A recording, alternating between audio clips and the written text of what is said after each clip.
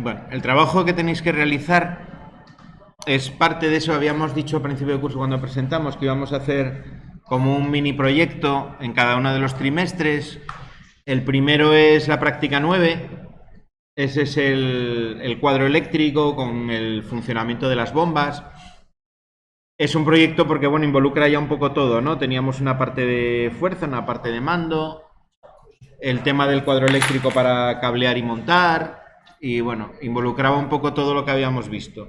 En esta segunda evaluación, pues el proyecto es esa máquina, que aquí no vamos a poder montar en un cuadro real, como el proyecto de la primera, pero lo vamos a montar arriba, bueno, con el autómata, los tableros de neumática, y bueno, con cable de ese de banana del que utilizamos en el aula de automatismos, pues intentaremos montarlo y que funcione. Al menos poder visualizar el funcionamiento del motor y las secuencias de los cilindros como teníamos previsto. Va a ser más complicado porque el sistema de cableado del aula de arriba pues es más engorroso, no es un cableado real y bueno, es engorroso. Ya lo visteis, ya trabajasteis con ello y sabéis cómo es. Tiene sobre todo, y lo que es importante, la parte de diseño, que hay que esmerarse en que quede bien hecha. Vale, vamos a ver uno de ellos. El trabajo, como veis, yo tengo aquí, como soy el que publico los trabajos, tengo 5 grupos. Vale, cada uno le habrá salido solo su grupo. Hay uno que es el grupo 1, grupo 2, así hasta el grupo 5. Vale, el trabajo es un trabajo de grupo. Si entráis en el trabajo, vais a tener un documento de Word que hay que editarlo ahí mismo, no hay ni que descargarlo, ni que hacer nada raro con él, es abrirlo en el ordenador y editar. Cualquiera de los miembros del grupo lo puede editar, ¿vale? Y podéis hacerlo incluso a la vez. Vais a ver cuando estéis editando que aquí en la parte de arriba os va a salir un círculo como con una inicial de cada uno de los usuarios que están editando en ese momento el documento. ¿Vale? Vais a ver también que cada uno le pone el cursor de un color y mientras no estéis trabajando sobre lo mismo no suele haber problema. Vale, ya tenéis el trabajo estructurado con su índice. Una vez que cubráis el trabajo, para actualizar el índice es tan sencillo como dar botón derecho, actualizar índice, y ya según las páginas que habéis cubierto os numera todo correctamente. Es un documento que está ya formateado, simplemente hay que cubrirlo. Vale. ¿Veis? Aquí, por ejemplo, están ahora 2, habéis entrado ahí y a medida que estáis editando se ve cómo se está editando. Vale, lo que está en color gris y entre los ángulos esos es donde tenéis que poner vuestro nombre. Los ángulos hay que quitarlos también. Ahí ponerle ya color de letra negro y está suave para indicar como que eso hay que quitar. Vale. Luego lo que tengo que cubrir en cada apartado, pues ya debajo del título del apartado lo cubro sin más.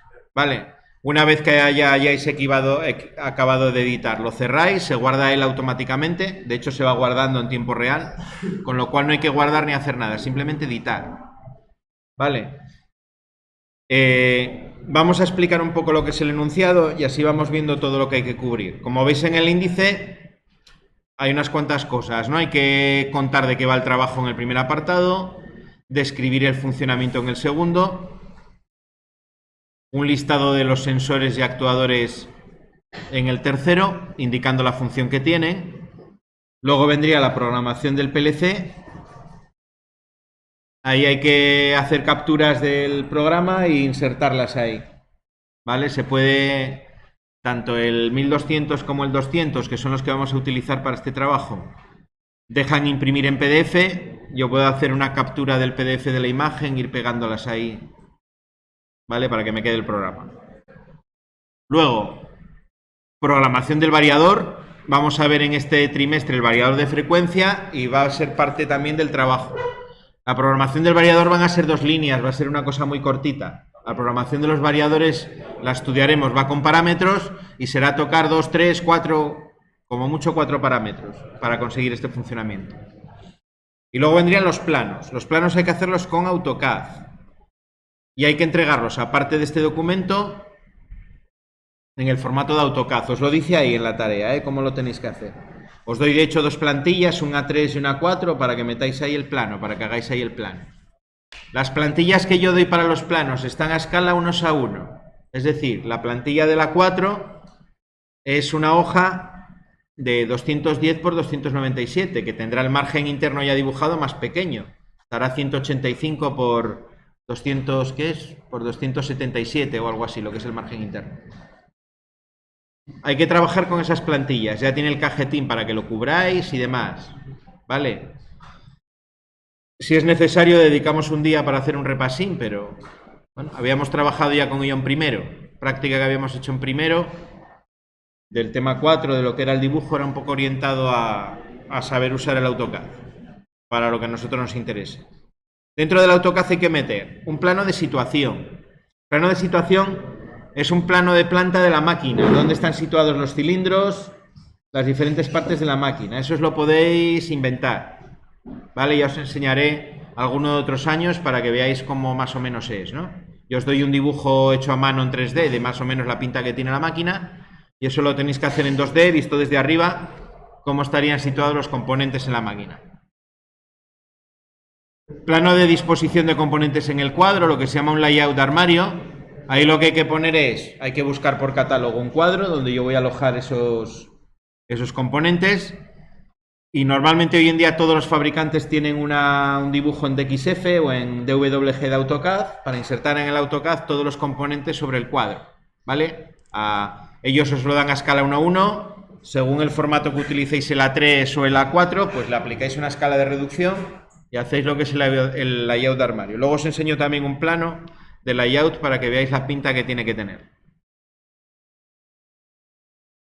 El grafset, en este hay que hacer un grafset del funcionamiento y hay que resolverlo a partir del grafset. Entonces tendré que meter en el AutoCAD hacer un grafset también. Yo os recomiendo, ya sé que algunos lo hicisteis en la primera porque trabajasteis el grafset con el AutoCAD, que os hagáis como hacíamos el año pasado, vuestra biblioteca con los 4 o 5 símbolos más importantes del grafset y os va a ahorrar mucho trabajo, ¿vale? Tenemos el A3 y tenemos el A4 más que de sobra para el grafset que vamos a hacer de tamaño. Luego el esquema neumático. La parte de neumática la hacemos con el FluidSync el esquema, lo exportamos como DXF y lo metemos dentro del AutoCAD, que además nos lo saca bastante bien, este no va a dar ningún problema. Tenemos que hacer un esquema eléctrico de la fuerza, tenemos un motor con un variador de frecuencia que habrá que hacer su correspondiente esquema. Tenemos que hacer un listado de entradas y salidas del PLC, una tabla donde se indique las entradas, las salidas y el símbolo utilizado correspondiente, el típico listado de simbólico. Sería importante también en ese listado poner el componente físico del esquema que está conectado a esa entrada, es decir, si tengo el pulsador S1 en la entrada y 01, que aparezca en la tabla la referencia también de la marca. Y luego una lista de materiales.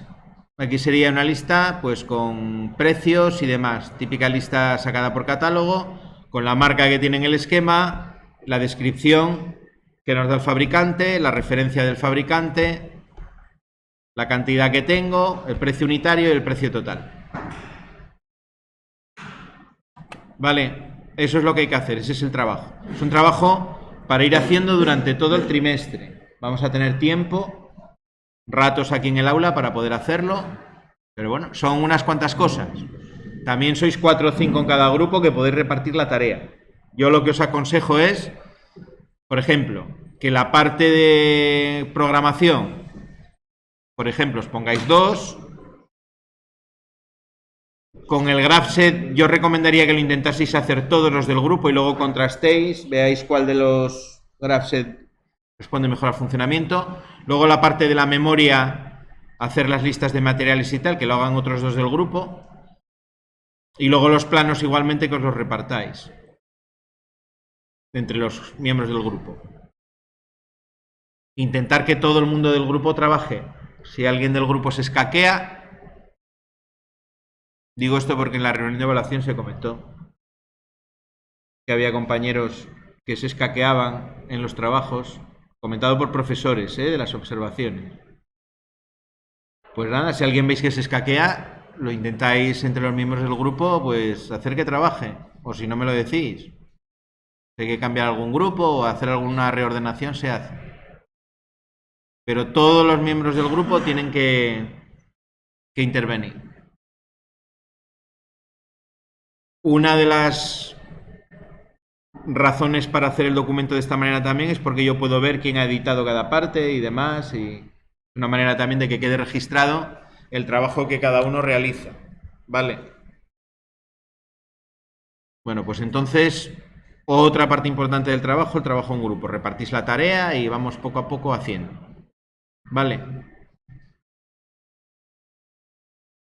Venga, vamos a ver qué más tenemos aquí en la tarea. Bueno, aparte de la descripción, los documentos que tenéis que entregar, las dos plantillas de AutoCAD en DWG. Aquí vamos a trabajar a la hora de guardar, me parece que lo digo por aquí, pero con la versión... Esto es importante porque si no luego yo no puedo abrirlo en el ordenador. Yo me parece que tengo instalada la 18. Pues con una que sea anterior a la 18. La 18 en la anterior. ¿Vale? Bueno, aquí os decía AutoCAD 2010, para asegurar. Si lo hacéis con la 21 o con la 22, que es la que debemos de tener aquí, no lo voy a poder abrir. Así que los archivos del AutoCAD con cualquier versión anterior a la 2018. Es a la hora de guardar en AutoCAD, le dais a guardar como, tiene un desplegable donde os dice el formato de DWG que queréis utilizar. Es tan sencillo como eso, no tiene más ciencia. Vale. Bueno, aquí donde pone trabajo 8, obviamente es trabajo 7. Esto es un error porque otro año pues fue trabajo 8 y quedó como trabajo 8, pero es trabajo 7. Ya luego poco a poco lo voy cambiando en todos. Bueno, aquí debajo tiene trabajo 7, lo tiene bien. Pero aquí arriba en la indicación pone trabajo 8, pero es el 7. Vamos a ver el enunciado. Bueno, el enunciado es una sierra con un pequeño automatismo para que me vaya cerrando tablones de manera automática. Bueno, el dibujo no está todo lo que es la máquina, ¿no? Porque es algo que en 3D es difícil de representar. Lo que tiene la máquina básicamente es un cargador por gravedad, es decir, una caja en cuyo interior están apiladas todas las tablas, todas son de la misma medida. Tiene un cilindro en la parte inferior de esa caja, en la parte inferior de la caja está abierta y hay un cilindro que tiene una plataforma y lo que hace es arrastrar las tablas hacia la sierra. Las arrastra y las sujeta. Es ese cilindro que tenéis aquí en la parte de abajo. El cilindro B, alimentación de tablas para corte y sujeción, es ese cilindro que alimenta de tablas la sierra. Veis que aquí tiene como una plataforma en la parte superior, esa plataforma es para sujetar las tablas que están encima en el cargador por gravedad. Las tablas que no están representadas aquí estarían encima, en esta posición que está representada, que es la posición de sujeción, estarían encima justo de esta plataforma que hay en el cilindro. Aquí tiene un cilindro con dos vástagos, ¿vale? Es un cilindro doble, nosotros lo vamos a hacer con uno normal, pero las tablas estarían aquí encima, ¿vale? No sé si os lo podéis imaginar o no. El cargador por gravedad es el que tenemos en la maqueta que hay arriba en el aula de automatismos. El próximo miércoles le echamos un vistazo para que veáis cómo es un cargador por gravedad. Ese cilindro lo que hace es empujar la tabla, la sujeta contra estas dos topes que tiene aquí en los extremos y entonces es cuando la sierra avanza y corta la tabla por la mitad. Le hace simplemente un corte que lo divide en dos partes iguales. Es la idea de la máquina. ¿Qué cosas tiene? Pues tiene aquí justo un sensor capacitivo, que es el que detecta que tengo tabla en el cargador, ¿vale? Cuando la tabla cae, detecta que hay una tabla, y si hay tabla, pues el ciclo continúa de manera ininterrumpida. Mientras haya tabla, la máquina está realizando ciclos de funcionamiento seguidos, sin intervención del operario. Es decir, yo pongo 10 tablas en el cargador, arranco la máquina, y hasta que no corta las 10 la máquina no para. ¿Vale? Si voy alimentando de tablas, pues la máquina estaría funcionando indefinidamente.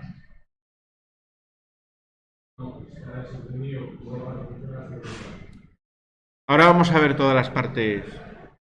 Vamos a ir intentando entender la parte por parte y luego lo vemos todo junto. Esa sería la parte del cargador, ¿vale? Va alimentando la máquina de tablas. Si no detecta tabla, la máquina no hace el siguiente ciclo, se para. La detección siempre es cuando va a empezar un ciclo. Es el comienzo de la máquina. ¿Tablas en el cargador o tabla posicionada? La tabla cuando está abajo, en el momento en el que cae. En el momento en el que el cilindro B se retira, al retirarse hacia atrás va a caer la tabla y en ese momento es cuando tiene que detectarla. Ahí es cuando se inicia el ciclo. Normalmente el cargador, cuando esté la tabla cargada, cuando esté cortándose no va a detectar nada, solo detecta en ese momento. Bien, ¿qué más tenemos? Vamos a ver el resto de la máquina. La sierra avanza con otro cilindro que es el cilindro C, el que es el avance de la sierra. Ese es simplemente cilindro de doble efecto, ¿no? Que me va para un lado y para el otro. Me va para un lado y para el otro. El cilindro B sería de doble efecto también. ¿Por qué? Porque las tablas están encima de la plataforma y van a hacer fuerza sobre el cilindro. Es una fuerza perpendicular, pero ese rozamiento va a hacer que el cilindro tenga que trabajar con carga tanto para el avance como para el retroceso, con lo cual necesito que sea un cilindro de doble. Además, por la distancia del recorrido, pues también tiene que ser de doble. Cilindro C, cilindro de doble efecto que hace que avance y que retroceda la sierra. Tiene dos finales de carrera para detectar cuando la sierra está en las posiciones de principio y de final. Y luego tengo un tercer cilindro, que en este caso es el que lleva la letra A, es el primero, que es un cilindro de simple efecto, que lo único que hace es expulsar la tabla. ¿Vale? Es un cilindro de expulsión. Lo tenéis en la parte de la izquierda. Cuando ha cortado la tabla, lo último que pasa en el ciclo es que se retira el cilindro B a la parte de atrás y en ese momento el cilindro A expulsa las dos tablas, las dos mitades en las que ha cortado. Una vez el cilindro A retrocede, comenzaría un nuevo ciclo de corte, ¿no? Es cuando, si hay tabla, el cilindro B avanza, sujeta la tabla contra los topes, la sierra avanzaría, cortaría la tabla. Sé que ha cortado la tabla porque ha llegado al final de carrera 2. La sierra retrocedería el cilindro B, el cilindro A expulsaría la tabla y volvería a empezar, ¿no? Ese sería el ciclo de funcionamiento de la máquina. Tiene alguna cosilla más, que es un resguardo, que si se abre la máquina se tiene que parar, ¿vale? ¿Qué es lo que va a hacer en este caso? Como estamos con cilindros neumáticos, lo que haría, porque no tenemos material además para hacerlo de otra manera, es que cuando yo abro el resguardo se para la sierra y retrocede. Se para y retrocede, ¿vale? Los cilindros igualmente van a retroceder. Igualmente van a retroceder.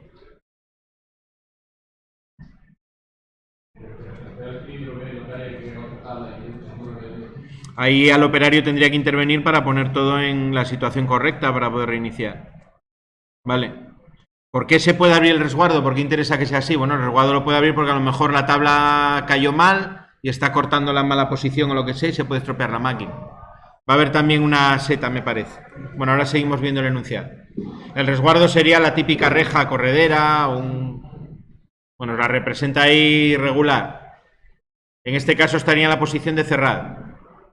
Se supone que por el resto pues habría una parte transparente que me deja ver la máquina, pero no puedo acceder a ella. Vale. Igualmente pues hay un final de carrera que es el que detecta que el resguardo está cerrado. Luego en control de motor lo vamos a hacer con un variador. Aquí hay en el frontal cosas de más, hay más cosas de las que vamos a necesitar o de las que vamos a utilizar. Yo lo que tendría sería un pulsador de marcha y un pulsador de paro, ¿vale? En cualquier momento tengo parada. Esa parada la puedo sustituir por la emergencia. Si pongo la seta de emergencia, ahí os dibuja una seta con llave. No vamos a tener una seta con llave, pero bueno, podemos hacerlo con un pulsador. El paro me sobraría, ¿vale? Por eso os digo que no tiene por qué haber todo lo que aparece en el cuadro. Pulsador de marcha y una seta de parada. Señalizaciones luminosas para la marcha y para el paro. Luego tengo señalización luminosa de velocidad. Veremos, esto lo explicaremos cuando veamos el variador. Aquí sería interesante hacer que el variador funcionase con dos velocidades. Una velocidad rápida cuando está cortando y una velocidad lenta cuando está retrocediendo, ¿vale? Si la máquina se para, lógicamente se para, estaría parada. Velocidad lenta para retroceder, velocidad rápida para avanzar. Además, la velocidad rápida, la de corte, se puede regular con un con un potenciómetro. Ese potenciómetro está incorporado en el panel del variador, no tengo que hacer nada, ya está cableado, ¿vale? Pero lo tengo que representar, ya veremos cómo en el esquema. Es decir, la máquina se puede regular con un potenciómetro la velocidad de giro de la sierra, la que llamamos velocidad rápida, pues normalmente la voy a poner una velocidad más bien alta, y luego la velocidad lenta va a ser una velocidad mínima de retroceso 10 hercios sobre 50, es decir, una quinta parte de la velocidad nominal del motor, algo reducido que me va a permitir ahorrar energía y darle un giro a lo que es la sierra para poder liberarse adecuadamente de la tabla, ¿no? Por si hubiese rebabas, o hubiese astillas o lo que sea, ¿vale? Que no quede trabada. Más fácil que retroceda si está girando, si sigue girando la sierra que si se para completamente. Bueno, la regulación de las velocidades la hacemos en el variador y la señalización también en el panel del variador. Ahí no tengo que hacer nada. ¿Vale? Bueno, para afrontar la solución, ¿qué pasos debemos de seguir o qué pasos yo os recomiendo? Os recomiendo lo primero de todo que hagáis el grafset del funcionamiento. ¿Vale? Bueno, antes del grafset, tendría que tener bien claro entradas y salidas. Es decir, la tabla que hago de simbólico en el autómata sería el primer paso de solución del problema. Identificar todas las entradas, todas las salidas y con ello hacer una tabla de simbólico. Si os tengo que decir, porque lo necesitáis saber para empezar, que el variador me va a dar dos entradas al autómata. Voy a tener dos salidas del variador que van a conectarse a dos entradas del autómata. Esa es la manera en la que yo determino la velocidad. Con dos me vale. Normalmente la velocidad en el variador utiliza dos salidas y otra para decir si funciona o no funciona. Pero como solo voy a utilizar dos velocidades, me basta con dar con dos salidas. Una para decirle si tiene que funcionar o no la sierra y otra para darle la velocidad. ¿Vale? Si está encendido esa salida es una velocidad, si está apagada es otra velocidad. Y eso van como entradas al autómata, son entradas del autómata. ¿Vale? Podéis llamarlas una funcionamiento y otra velocidad. Tener en cuenta que el variador, dos de sus salidas van a estar conectadas a dos entradas del autómata.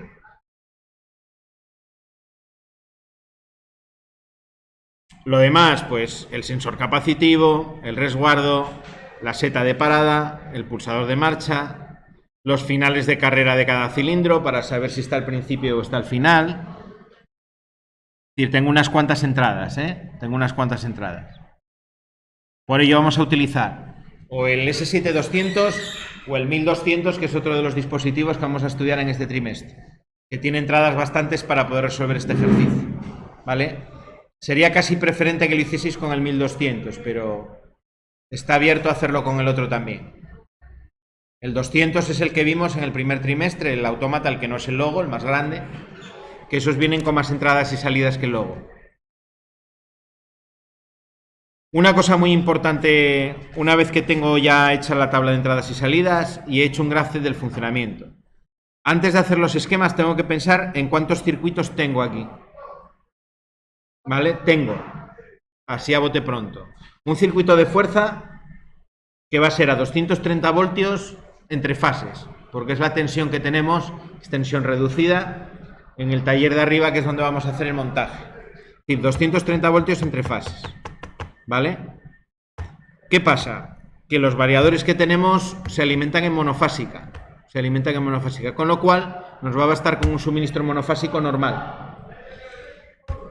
Os puede parecer extraño ahora el que nunca haya visto variadores, pero para variadores de pequeña potencia hay la posibilidad de disponer de un modelo de variador que se alimenta monofásica y me saca trifásica. Bueno, el variador tiene internamente una transformación de alternante continua, con una circuitería digital electrónica que es capaz de trocear las ondas y de simular como si tuviese una corriente trifásica en sus bornes de salida, que es con lo cual hace funcionar el motor. Realmente es una corriente continua de pulsos, pero a efectos del motor para él es como si fuesen ondas de alterna, con lo cual el motor va a funcionar bien. Vale, pero lo puedo alimentar en monofásica. No todos vais a poder hacerlo con el monofásico, porque no todos los variadores que tenemos son monofásicos. Algunos vais a tener la alimentación trifásica. Una vez que se coge el dispositivo, pues hay que ver la alimentación. De cara al trabajo podéis hacerlo todos como si la alimentación fuese monofásica, ¿vale? Pero de cara al montaje, tener en cuenta que algunos vais a tener que alimentar el variador con 3 fases. Tenedlo en cuenta porque la podemos liar bien gorda, ¿vale? Luego, lo que es el variador. Esa sería la parte de fuerza del variador. El variador tiene una parte de mando que va o bien a 24 voltios de corriente continua o bien a 15 voltios de corriente continua, que se alimenta desde el propio variador. El propio variador tiene unos bornes, o bien de 15 voltios o bien de 24, para alimentar sus entradas digitales. Los variadores, para regular el motor en velocidad, lo que hacen es variar la frecuencia y tienen ciertas opciones de programación que puedo gestionar a través de 4 entradas en el modelo que nosotros tenemos. En variadores de mayor potencia y de mayores prestaciones, pues los hay con 6 entradas, con 8, depende de las cosas que nos permitan hacer. Vale, ya veremos que los variadores son un componente que nos permite hacer muchas cosas y muy diferentes. Desde regular la velocidad, conseguir aceleraciones y frenados del motor progresivos, el comportamiento del motor cuando hay una parada de emergencia, hacer que funcione en lazo cerrado siguiendo, por ejemplo, una determinada consigna y que me mantenga una velocidad constante. Bueno, cosas por el estilo, ¿no? Por ello los variadores hoy en día se utilizan en casi todo. Casi todas las aplicaciones ya medianamente serias donde yo tenga que controlar un motor, voy a tener un variador de frecuencia casi seguro. Y aquí es cuando alguien me dice, vale, ¿y por qué entonces perdemos tiempo con el estría triángulo, con la inversión de giro y demás? Bueno, pues porque se sigue habiendo muchas máquinas que tienen ese tipo de montaje. Y porque para máquinas sencillas, para un arranque de un motor, de una ventilación o no sé, cosas sencillas, se siguen utilizando esos esquemas. No todo se hace con un variador, ¿vale? De hecho, siguen ahí arrancadores para estrella triángulo, para inversión de giro, en todos los catálogos de todos los fabricantes, porque se siguen utilizando. Claro, hay algunos ya que vienen compactos, vienen con una conexión para poder conectarle a un portátil y ver los errores que me dio, y bueno, tiene capacidades de gestión adaptadas al tiempo que estamos, pero sigue siendo un arrancador con inversor de giro, un estrella triángulo, eléctricamente lo mismo. Bueno, teníamos entonces el circuito de 230 en trifásica o alimentación monofásica y que luego me saca trifásica para el motor. Tengo ese circuito de corriente continua del propio variador para alimentar sus entradas. Esto es importante.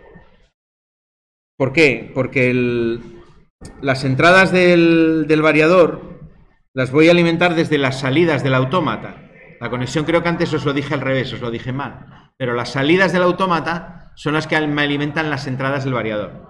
Como los autómatas que tenemos tienen salidas libres de potencial, yo voy a meterle a la borna de alimentación de esas salidas del potencial, le voy a meter los 15 voltios del variador y por las salidas correspondientes, sabéis que tanto en el 200 como en el 1200 lo veréis, las salidas están por grupos de 4, de 5. Esas 4 o 5 salidas van a ser salidas de 15 voltios. No puedo meterles 230, ¿vale? Porque puedo hacer una avería gorda en el variador y en el autómata. ¿Vale? Eso hay que tenerlo en cuenta. Que donde ponga los 15 voltios, ese grupo de salidas me va a quedar fuera de combate. Va a ser de 15 voltios ya. ¿Vale? Tenedlo en cuenta. 2 circuitos. El de... Bueno, son 15 o en otros modelos son 24, pero es corriente continua no compatible con 230 desde luego. Circuito de 230 trifásica o monofásica. Circuito de continua del variador. Luego tendría las entradas del autómata. Las entradas, todo lo que son finales de carreras, pulsadores y demás, va a 24 voltios desde el autómata. ¿Vale? Va a 24 voltios desde el autómata. Como vamos a suponer que tengo los variadores 15 voltios, porque de los que más tenemos son de los que 15 voltios, no puedo juntar tampoco esos 24 voltios del autómata con los 15 voltios del variador. Son valores de tensión distintos que no puedo mezclar, ¿vale? Porque puedo cargarme el variador en este caso. Siempre me cargo el que tenga menos tensión. Bueno, eso es la principal complicación desde un punto de vista eléctrico, que no es tal, ¿no? Una vez que lo tengo en cuenta y lo planifico de esa manera, que tengo en este montaje, que tengo circuitos de distintas tensiones. Ya vimos en el proyecto anterior cómo se trabaja en ese tipo de circuitos. Cuando yo hago el cableado, pues ya el color que me marca la norma me va a distinguir la circuitería de continua de la de alterna. Aquí vamos a tener un problema. Aquí vamos a tener un problema que es grande, que es que no voy a poder distinguir por colores de cable la circuitería. ¿Por qué? Pues porque solo tengo cables de dos colores arriba en los paneles. Los tengo amarillo-verde y los tengo de color gris. No podíamos tener unos colores más locos para el cable que el amarillo-verde y el gris para lo que queremos hacer. Vale, el gris no se utiliza en máquinas. No iba a decir nunca, pues a lo mejor alguno lo verá por ahí, pero es algo muy extraño. Todas las fases siempre de fuerza van en negro, todas. A veces se ve el marrón también, pero el gris nunca. Y el de tierra es un color que eléctricamente en todas las instalaciones tiene un uso muy concreto, que es la tierra. Y ese no cambia, sea una máquina, sea una instalación, ese siempre es el mismo. Entonces, por eso os digo que son colores que tampoco nos dan una idea de lo que queremos hacer. Esta práctica, a la hora de cablear, hay que hacerlo de manera ordenada. Yo aquí os recomiendo para el montaje, cuando lo vais a hacer, de que al trabajar en grupo cada uno se ocupe de un circuito y no los mezcléis. Es decir, si hay una persona que tiene que cablear los 15 voltios del variador, esa persona que se ocupe de los 15 voltios del variador. Otro que cablee la fuerza, otro que cablee el autómata. ¿Nos entendemos? De esa manera es más difícil que haya un error. Vamos a intentar no equivocarnos porque dañamos los equipos y tampoco andamos muy sobrados, ¿vale?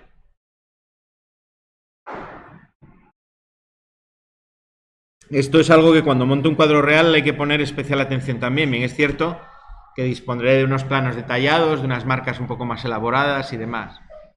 Pero, bueno, ya lo visteis en la práctica anterior, ¿no? Que hay que tener cuidado con todo eso. Bueno, pues eso es más o menos lo que hay que hacer. Os pone ahí los documentos que hay que hacer.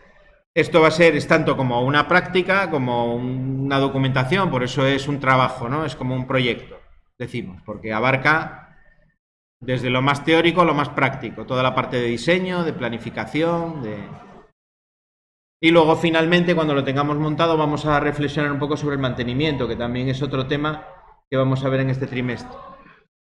Pensaremos la máquina desde el punto de vista de mantenimiento, qué operaciones de mantenimiento va a necesitar esa máquina en un futuro. ¿Vale? Veremos una serie de operaciones de mantenimiento que suelen ir asociadas con la neumática, otras que van asociadas con los motores, otras con los autómatas, y de esa manera nos podremos tener una idea. ¿Vale? Recordaremos alguna cosilla que vimos en primero, en el tema 3, y ampliaremos con información sobre mantenimiento concreta que vamos a ver en este tema.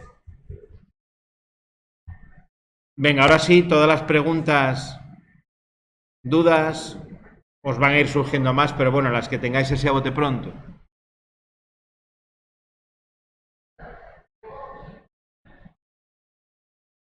Lo primero que yo os diría sería si veis más o menos la máquina como es.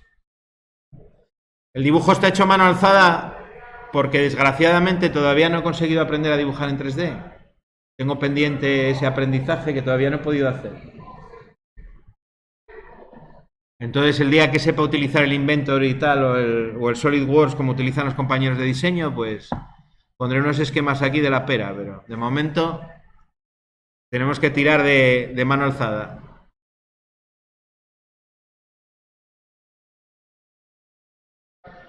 Bueno, también otra cosa de las primeras que os recomiendo es que os pongáis de acuerdo entre los miembros del grupo. Es importante que aprendáis a trabajar con otras personas. Es algo que luego en las empresas a veces da problemas. Hay que saber, como lo dicen ahora, finamente transaccionar. Hay que saber transaccionar. Hoy en día hay una palabra para todo. Hay que saber llegar a acuerdos, en definitiva, con los compañeros y saber cómo analizar los diferentes documentos que tendréis y poder llegar a la conclusión de cuál es el mejor, cuál es el peor. Ser capaz de ver los fallos que tiene tu propio trabajo, porque las primeras versiones de todo siempre salen mal.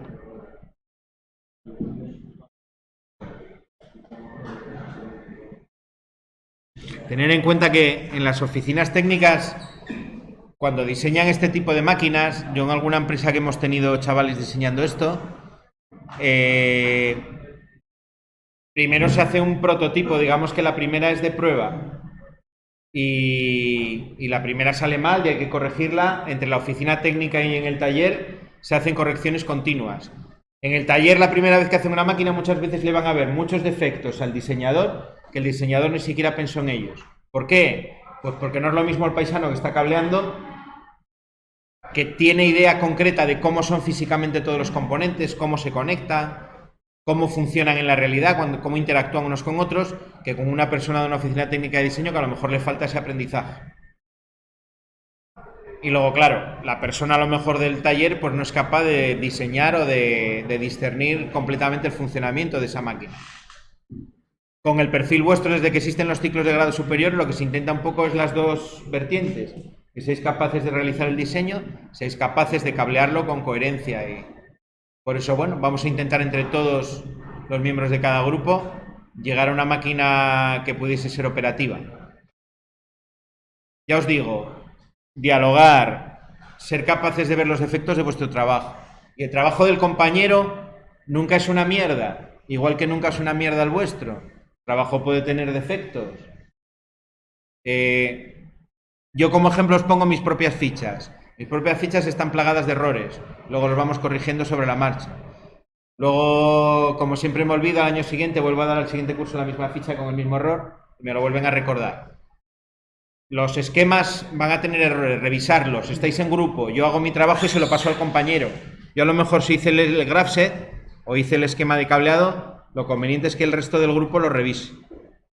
Y le digan, oye, te equivocaste aquí, esta marca está repetida o este cable... Vale. Y no pasa nada. Y a quien le estás corrigiendo, pues a lo mejor al día siguiente te corrige el otro que has hecho tú. Se trata también un poco de que todos tengáis que tener idea del trabajo. El trabajo vais a tener que exponérmelo a mí aquí, ¿vale? Había pensado otros años hacer una exposición del trabajo para todos. Bueno, en principio, igual lo hacemos aquí en la mesa y vais pasando por grupos y me lo vais contando, ¿vale? Pero yo os voy a hacer preguntas que me lo contéis cada uno la parte que a mí me vote en ese momento. No tiene por qué ser la parte que tú hiciste. Por eso quiero decir que hay que saber, hay que todos ser responsables de todas las partes, dialogar entre vosotros, corregiros, saber en definitiva todos de todo el trabajo. Eso sí, para hacerlo, recomendación, reparto de trabajo para que todo el mundo haga una parte. Buscar cada uno la parte donde podéis sentiros más fuertes y en función de eso lo hacéis. Vale, venga, dudas. Voy a aprovechar para pasar lista antes de que salgamos al patio.